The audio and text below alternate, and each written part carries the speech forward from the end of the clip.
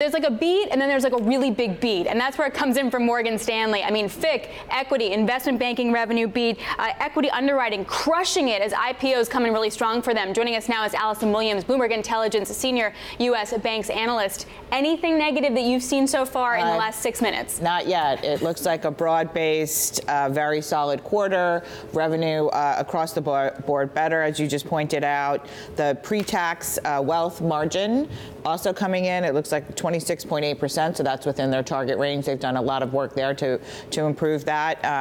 Return on tangible equity, almost 15%, so solid quarter. And a big investment banking number as well. And FICC, as you said, I mean, across the board here. FICC across the board, and I would say that Morgan Stanley is sort of continuing this pattern of beating the expectations.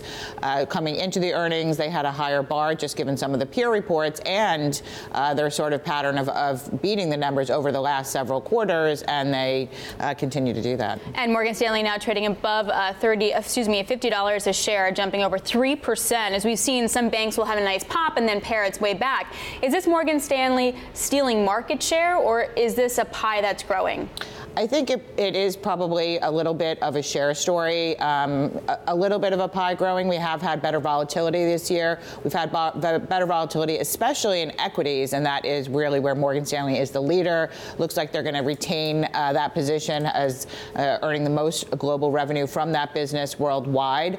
And one of the stories that's also been happening in equities, MiFID II, there's been some changes on the commission front. Some of the expectation has been that the leaders will gain share. We've heard from Goldman and JP Morgan this quarter and last quarter that may be happening, and looks like we could be seeing some of that from Morgan Stanley as well. That's the cash equities business, but equity derivatives has really been the strong story this quarter.